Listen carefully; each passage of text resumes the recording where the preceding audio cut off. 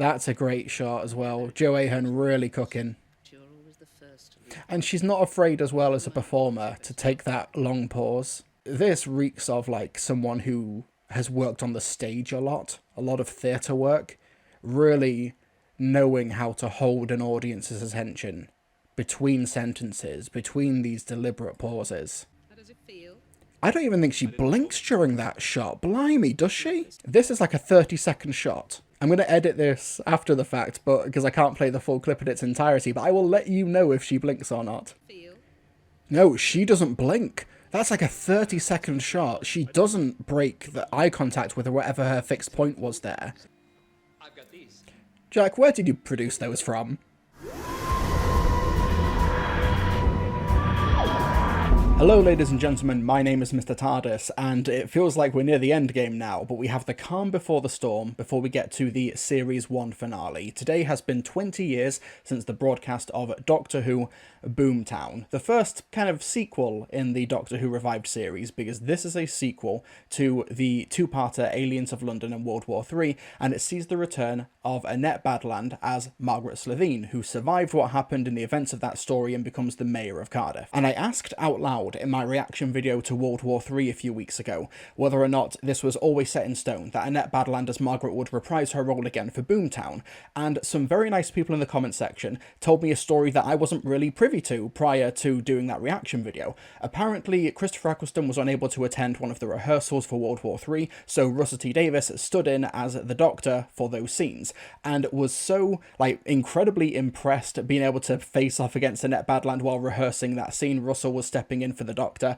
and he was so impressed by that, he thought, we've got to bring her back. Annette Badland was so good in that rehearsal, we're bringing her back. And that's how Boomtown came into place. I don't know if he already had Boomtown in mind, or if the script was being written or whatever, but either way, that moment was apparently the reason for Annette Badland specifically to be brought back for Boomtown. And she is brilliant. She's great in the Big Finish audio dramas, where she's not just playing Margaret, but playing many other roles, including, quite recently, the Celestial Toymaker opposite the Fourth Doctor, played by Tom Baker. But today, we're going to talk about Boomtown. As usual, it's the Blu-ray copy that's behind me. That is going to be the version of the episode that we're watching.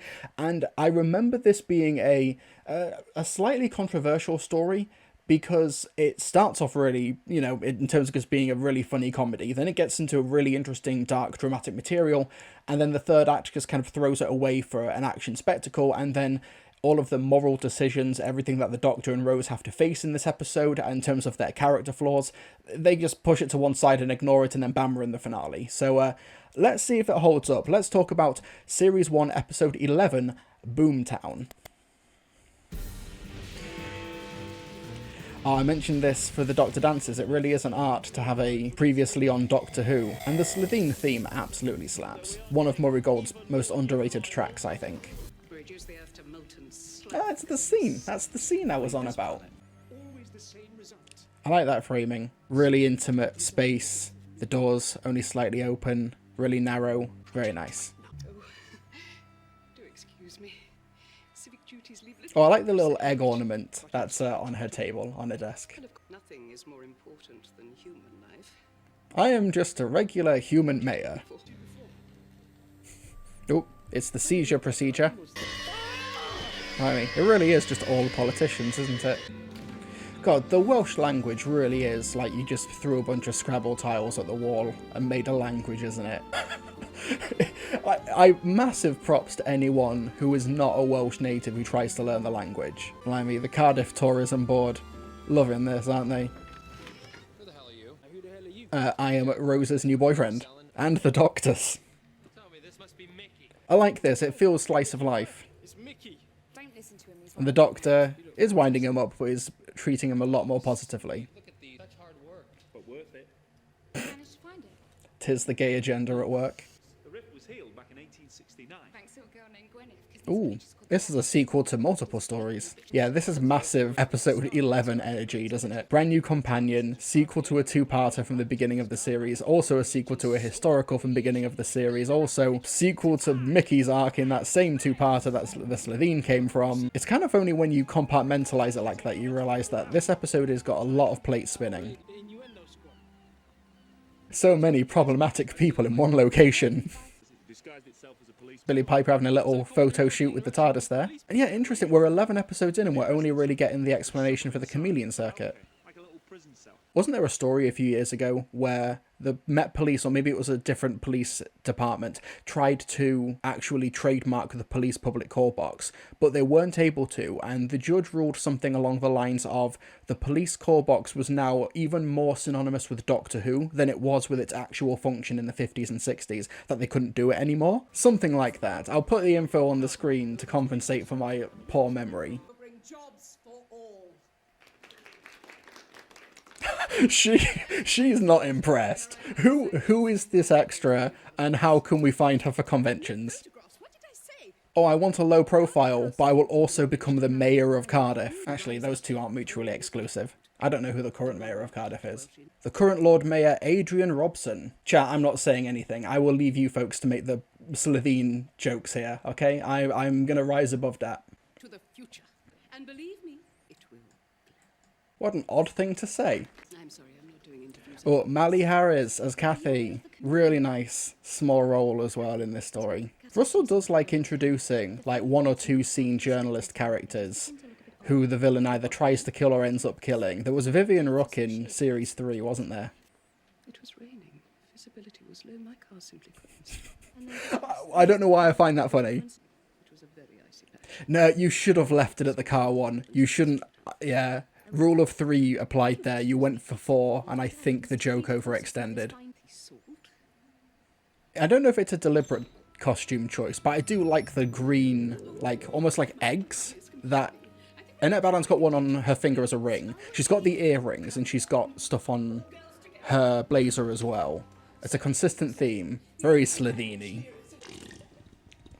Sounds like we got here just in time. That wasn't a fart. She shat herself. Come on. That sound effect, I know that anywhere. I mean, what? Saying that the whole project could go That is a big toilet. One second. So look at the size here. Let's call this the toilet lobby, I guess, with the sinks. This is where the gent would stand if he's trying to sell you aftershave at the party. Then you cut to the other side, and the actual toilet space itself is of an equivalent size. I'm curious if this is a set, or if this is just a massive luxury toilet location. There was like clothes hangers next to the toilet. I guess that's why the toilet's got to be so big. You got to get the Slitheen in and out. Just hang it up on the clothes rail. With child. That's a strong toilet. Nice accident, though. No. Congratulations.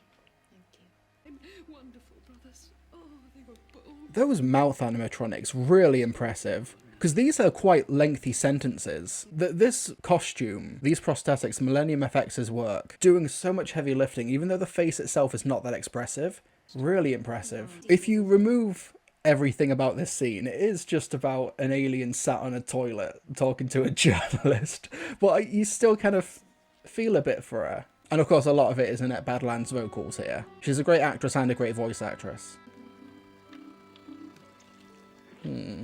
Honestly, if I was watching this right now and a stranger walked in, I'd just pretend I was watching something worse, because it's a lot easier to explain. Oh, and this, look, he just snatches the newspaper. No thought, no decorum. Look at the guy. Look at that guy. He's like, is anyone else seeing this? Oh, they're walking in a line. Did Chris Chibnall write this? Sorry. Easy jab. Easy jab. Masquerading as a human being zipped inside a skin suit. It's a little bit mad that Boomtown is the last episode, apart from the Sarah Jane Adventures, that features the Slitheen as an actual main presence, as like a primary antagonist. I don't know, maybe they shouldn't have stopped with Boomtown. I feel like they could have been like a new recurring foe, like akin to the Sontarans, akin to the Ice Warriors. I think that they don't even have to be the Slitheen, but like a crime family of Rex Crocofalabatorians, I think that's a really cool idea. And I think they knew what they had with the Slitheen in 2005, even if they didn't capitalise on it. There's a reason why they appear in Attack of the Grask, why they appear in one of the first Ninth Doctor books, The Monsters Inside, and why, you know, they're on so much of the merchandising and in the expanded media material, you know, like the Doctor Who Top Trumps game, for example, why they rock out the costume every so often during the RTD one era. With the advances in technology, with 3D printing, with costume and effects work and stuff, they could bring back the Slitheen in 2026, 2027, and I don't think that would be an issue. I think that there's a lot of right material to be mined here. Plan of it. Present arms. Ready? Ready? Ready? Beat dial. Yep. God.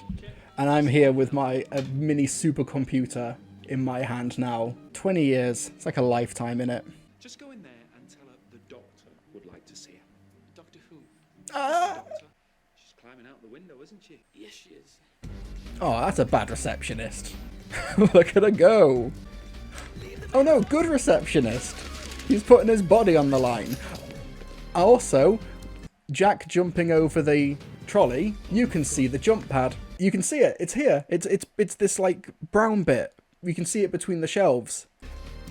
Yeah, Slitheen technology is coded like green eggs.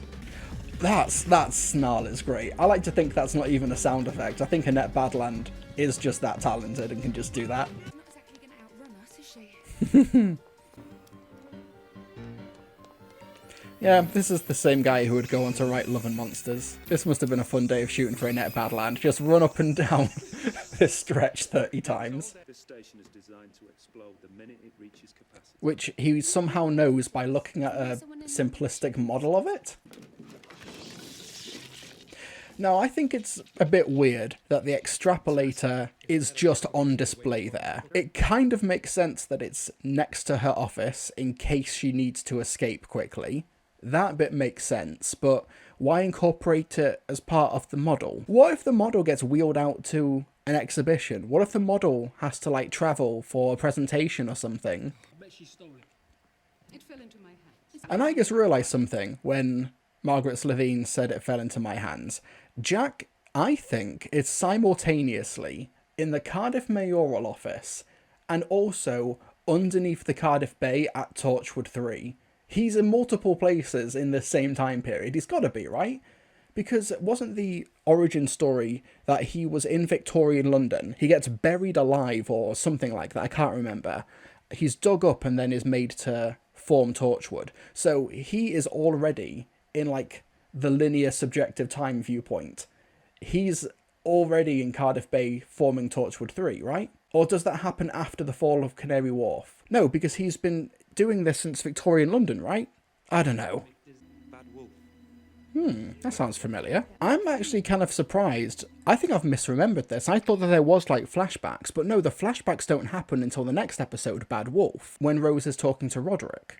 Take me home and you take me to my death. Not my problem. I'm trying to think, where would you put the cliffhanger if you were to do what I've done with The Empty Child and The Long Game in these reactions? I don't know, maybe you do it when he's having his little, like, Bad Wolf moment, because you can't have a cliffhanger there, because there's no stakes for the audience. I don't know, maybe they're going to leave the mayor office, and, oh, stop, don't move, and the tiles are a bit weird. Did you get it? I don't know. Smearlock, Must have been a great big heist. I don't even know what that is. Stack the Smearlock? What? Phew. long night ahead. Yeah, you put the cliffhanger here then, I guess. You know, which one of you can look me in the eye, and then cut to credits. Okay, that works better, because then it's like a setting of the stage cliffhanger. This is a nice little bit. Mickey, like, actually braces himself and still can't. Rose cannot. Not even the Doctor can. Oh, Jack never got to try. One sec, let's see how that's scripted. Bingo card, everyone. The shooting script is coming out. Oh, and it's the same page. Some Mayloxo? That's not what she said. Some airlock sale. Some airlock sale. I still don't even really know what that means. Long night ahead. Let's see who can look me in the eye. And calm collected, she fixes her gaze on Mickey. He just stares back, folds arms, macho, bullish. But she keeps looking, and he's not so brave. Weakens, looks away. Margaret looks at Rose. Rose is full of doubt, feels guilty. She avoids Margaret, looks to the Doctor instead. The Doctor, still working away, meets Rose's look, smiles, but weakly, he avoids Margaret too. Yeah, so Jack is underneath Cardiff Bay at the moment working at Torchwood 3. That's my headcanon. He's like, right, what day is it? I'm working from home today. I can't go out into the field today. I have been to Cardiff, but I have never been to Cardiff Bay. I didn't really need my passport. Oh, you can't be mad at her. That's a great shot as well. Joe Ahern really cooking. You're always the first to leave. And she's not afraid as well as a performer to take that long pause. I honestly, I don't know much about Annette Badland's career pre-2005, but this reeks of like someone who has worked on the stage a lot of theatre work, really knowing how to hold an audience's attention between sentences, between these deliberate pauses. How does it feel? I don't even think she blinks during that shot. Blimey, does she? This is like a 30-second shot. I'm going to edit this after the fact, but because I can't play the full clip in its entirety, but I will let you know if she blinks or not. Feel? No, she doesn't blink. That's like a 30-second shot. She doesn't break the eye contact with whatever her fixed point was there. It's only when she's thinking of her family who she's abandoned that she breaks the gaze. Do I get a last regret? God, she's so fucking good. And that lighting as well. That brilliant hue.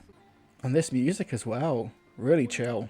Last meal. You really don't get scenes like this in Rusty Davis 2. I'm not even like saying that this is necessarily better than Rusty Davis 2. You just don't get scenes like this in this current era. Sit with the creature you're about to kill and take some. Dining with Monsters was the original title for this episode. I actually think that's better than Boomtown. Boomtown is a bit, I don't know, it's pithy, but I don't know. I've got these. Jack, where did you produce those from? If she moves, I like to think that Jack just has those to make fun time exciting. Dinner in Bondage. That's better than Dining with Monsters, but I will accept Dining with Monsters. That's what it'll say. What's it called? Bistro 10? I think that's what it said on the menu. 2 bedrooms, bayside view. Some poor employee, when that glass gets taken away at the end of the night, is going to be like, oh, someone left their undrank wine. And they're going to have a really nasty surprise. Women wept. The planet was actually cold. Isn't this near where Yanto's shrine is? I don't know. Like I said, I've not been to Cardiff Bay. I've not been to this area. It's on my bucket list. I'll make the trip eventually. 100 feet tall and made of ice. Damn. If only we had that in the budget. Trisha Delaney. But you offered to get a hotel with Rose for the night. I mean, I think that Rose gets a easy ride with the story in that it doesn't really challenge her on the dynamic she has with Mickey much, because, you know, the plot happens and then she runs away and there isn't really any sort of a confrontation on Rose's end about how she could have better handled the situation. And I'm not saying that it's like a morally clear-cut thing where you know, Rose needs condemnation, but I do think something probably should have been said, and this isn't even a case of them not having the episode count to do it. You get 14 episodes a year, including a Christmas special. I feel like maybe it's something that feels like not necessarily a loose end, but something that I think could have added an extra dimension to the character morally, and maybe could have been another dimension to the idea of what traveling with the Doctor does to you. And I become soup.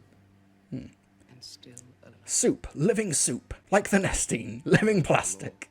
Tainted. God, it's so strange how this is like a big moral decision for this Doctor. You know, he doesn't make the law, but he delivers it. In this case, he's willing to take Margaret, at this moment, he's willing to take Margaret back to Raxacorico Falabatorius to a death sentence. And then 20 years later, in the Interstellar Song Contest, the Doctor becomes judge, jury, and almost executioner, and then hands Kid over to the corporation who did the genocide of his people. Like, and it's just not given any sort of, like, thought. It's not given any sort of consideration how morally messed up that is. But 20 years ago in Boomtown, we've got, like, a whole set piece, dialogue set piece, diving explicitly into this topic. And it just seems that 20 years later, this isn't really on the Doctor's mind anymore. I can change. And this also kind of harms Margaret's characterization in this episode as well. Later on, now knowing that the plan was always to trick the Doctor with the extrapolator and open the rift to get out of there on the surfboard. The idea that she is lying. She's actually... But right now, she's buying time. The idea that right now, she is pleading for mercy from a dead woman's lips and she's not repentant. She isn't after a second chance on Earth. She's not wanting to get used to a normal life. It's a shame that it's later revealed that there really is no depth here. Yeah, it's a shame because this is such good material. This is so great. And she does, you know, Margaret's a great actress, not just Annette Badland, but Margaret the character, able to convincingly go with this line of reasoning. I know you, and I know her, and I know that's never gonna happen. So who do you think you're kidding? That's kind of messed up for Rose, but this is like, she's challenged on this, the idea that she kind of does expect Mickey to stop everything while she's away. You know, since we've seen Rose and Mickey together in World War III, Rose has been flirty with Adam, been flirty with Jack, kind of the Doctor as well. They've been dancing in the TARDIS, so she's had like 3 male companions, even if it's not physical, since she last saw Mickey, but is expecting Mickey to sort of halt everything for her. This is like a... Nothing to do with Trisha. This is all about me, isn't it? You left me! She's quite conceited here. And I'm not having a go at the character, it's to mention it's a flaw that she is confronted on. Rose is the ultimate prize here, and she kind of knows it. And Mickey sort of knows that he's not really going to do better than her. Blimey, we're watching Doctor Who right now. It contains multitudes. This bit's amazing as well. Like a genuine bit of psychology. The idea that Margaret lets one go as a way to justify everything else that she does. And you see this as well in, you know, modern politics. Like, oh, I'm okay with this demographic. It means that I can want to vote to hurt, or I can enact violence on this other group because I'm good to this other group. And that's how they sleep at night. And the fact that the Doctor is easily able to suss that because he does the same. You happen to be kind. Only a killer would know that. And what a perfect opportunity, what a perfect line to bring the camera in even closer. As the conversation's been going on, and you can see as I'm like cutting, using these 10-second increments, the camera's getting closer with every other line. We've got like a medium close-up here, even closer as well. And then, now the Doctor's in command of the conversation. And then when Margaret takes control again, it punches in even closer. Really thoughtful, dramatic direction. Nobody else in the universe exists outside of this table. And the way that the Doctor talks to Margaret, for example, as opposed to how he talked to Jack or Rose, from the beginning of the episode to now, it's a fully formed character. And he looks her in the eye. He doesn't break eye contact for that line. And unfortunately, the plot kicks in. That's not fun, though. Oh, that's the issue with Boomtown. Ideally, that's when he makes the decision, but now the plot kicks in, and then he doesn't have to. Same for Rose. Town goes boom, and then all of the moral ambiguity is sort of ignored and pushed under the carpet, which is a big shame. Like, massive props to the episode for tackling at least approaching the topic. Maybe the audience are meant to come up with their own conclusions. Yeah, it's a shame that the characters never really do. I mean, that is a cool shot. The TARDIS prop is just so photogenic. Oh, Jack's having a bad time. Jack, what did you do? I left my browser history open. Oh, earthquake. Torchwood 3 underground right now, thinking what the fuck's going on. Ooh, not a fan of those stock sound effects. That's a great shot, though. Yeah, it turns out this was part of Margaret's plan. She was buying time and lying. Yeah, maybe if he'd said something like, oh, so you was lying this whole time. And she could say something like she was weighing her options, she was keeping her options open, I don't know. But because it is said with such clarity that this was her plan, it does sort of negate all the great character work from a couple of scenes ago. Steve Moffat's not immune to this either, as showrunner, when he did The Magician's Apprentice and The Witch's Familiar, and it turns out that Davros was lying the whole time to the 12th Doctor on Skaro as a way to get his regeneration energy. It's a shame. And then it turns out that the Doctor was also lying to Davros because the Doctor knew that Davros was lying as well. So it meant that nothing was really learnt or gained and no new perspectives were had. This is like trying to have your cake and eat it too, where you get the great character work, but then you don't have to pay it off and you get the action sequence in the third act. It's literally a surfboard. Only Annette Badland can make that line work. Also, I almost forgot about this. So there's a really weird discourse that happens every so often in Doctor Who, particularly with the reduced episode count of later seasons. The idea of filler in Doctor Who. Boomtown is technically not filler in this capacity because it has the heart of the TARDIS. and that's set up for the finale. So filler, from my understanding, is a term from anime adaptations of manga, where they have to increase the episode count, increase the the content of it, so that they don't overtake the manga as it's going through its weekly or monthly publication. So it has to like slow things down and add more filler and add more stories and add more content. But for some reason, when it's applied to Doctor Who, it's like, oh, there's so much of Doctor Who is like filler. Why didn't they remove the filler? And it's like, what is filler in the context of a TV show that can dictate its own structure, dictate its own schedule? How does that work? So yeah, I don't know why I've gone on this tangent. I was just reminded of it when the Heart of the TARDIS opens, and then it's like, oh no, Boomtown's not filler. In this capacity, if you count just Series 1, Father's Day is technically filler. All you'd have to do is lose the scene in The Parting of the Ways when Rose mentions Pete. The Unquiet Dead is technically filler if you don't have Boomtown, for example. Like, filler is because it's a stupid discourse. I don't understand why the fandom insists on having it every so often. Like, the Fifth Doctor's era, most of that's filler,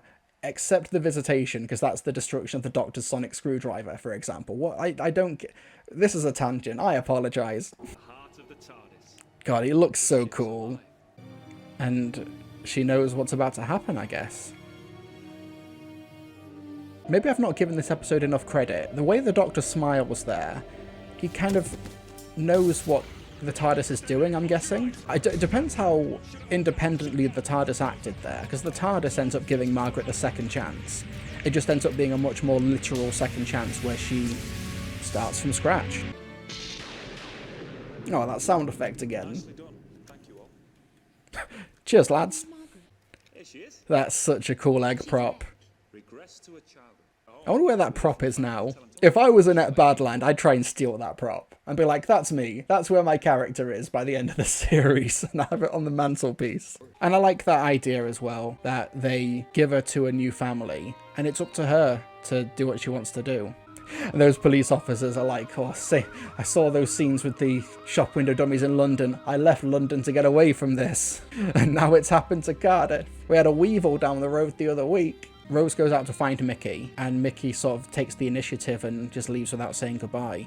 But then when he next sees her in The Parting of the Ways, this is never really followed up on. I mean, it makes sense for the character in this context to leave, but then to never really build upon it, never follow up on it. Bit of a shame. Next stop, Raxacorical Fallipatorius. And now we have a big finish adventure. 6 box sets, 1,000 box sets on Raxacorical Fallipatorius between the Doctor, Rose and Jack. And the Paternoster gang. Yep, and the Welsh Cardiff Tories on board are very happy with this episode. This will be interesting to revisit next week, 20 years later. Gotta be here somewhere. He's always here. That is something else. That clip of Rose screaming, I don't recall that being in the original televised Next Time trailer. I'm going for the Blu-ray one. Just don't recall that clip of her yelling about the Doctor being in the Next Time trailer. And the reason I'm so confident about that is because I think I recorded these episodes on VHS in 2005 and watched them 1,000 times. I'm still of two minds, even 20 years later, whether or not this should have been in the Next Time trailer. You obviously want people to watch, but it's framed as a surprise in Bad Wolf. Yeah, it's a shame, but I can see why they'd want to do it. They've invested so much in the Daleks being in this series. But that's what the Parting of the Ways marketing campaign is for, I guess. I don't know. Chat, let me know what you think. Should the Daleks have been outed in the Next Time trailer? I genuinely want to hear. But anyway, Doctor Who Boomtown. Yeah, I think it's better than I gave it credit for, because the TARDIS maybe is like linked to the Doctor, so the Doctor kind of does end up making a choice, but I don't know. It's really well directed, some genuinely great drama. Annette Badland is like giving a 10 out of 10 performance, but we all know that the best thing that Doctor Who Boomtown gave us was the Doctor Who website browser game Slitheen Surfer. Can you guide Margaret Slitheen to safety? Use the arrow keys to try and dodge the burning debris of the planet Earth. This is the alternative ending of Boomtown where Margaret escapes. Getting too close. God, it's slow. When it would have worked, I'd have surfed away from this dead-end dump and back to civilization. This is like reverse engineered. This is like from browsers 20 years ago, and I'm playing it on Google Chrome, so obviously it doesn't run this poorly. But God. And I have to survive 50 seconds. Radioactive chunks. I'm blonde. When it would have worked, I'd have surfed away from this dead-end dump and back to civilization. You failed me. But anyway, the location work is really strong. Some really great moments of direction and character. Really strong performances, not just from our main cast, but even like Kathy here. Really, like a really small role, but like very pivotal. They really tried to have a great like natural disaster happen in Cardiff on a tiny budget in 2005, and I think they kind of pulled it off. Some really great moments of comedy, some comedy that doesn't quite land. I think it's like we're dealing with maybe like a 50-50. Half of it works, half of it doesn't, but you know, I'll take those odds when the rest of the story is so dramatically impactful, except that it kind of allows the Doctor and Rose to more or less dodge the consequences of their actions, or in the Doctor's case, inaction. To be fair, the Doctor was interrupted before he could decide, but everything around, like the Cardiff Bay with Rose and Mickey, everything around that dinner table with the Doctor and Margaret is like solid gold, is really strong drama. And if you were to say, like, oh, Doctor Who's coming back in 2005, and you've got a hardcore classic series like Doctor Who fan, and this is the episode that you maybe open the series with, or this is their introduction to the revived series, they wouldn't even recognise it as the same show, except it has a police public call box in it. Like, that would kind of be it. But because you have done this, like, so much groundwork over the past 10 episodes with these characters, with the world building, with, you know, not just Aliens of London World War III, but also the rift with the Unquiet Dead, with the introduction of Captain Jack in the stories before, all of that good stuff, it's able to work. This is the most episode 11 episode of the entire series, I think. But yeah, thank you so much for watching this reaction to Boomtown. We are near the end game now. Bad Wolf is next week, and I cannot wait to see how that holds up, if that has aged at all in the past 20 years. Yeah, that's all I've got to say. Like, subscribe, comment down below. I'll see you folks next time for Bad Wolf.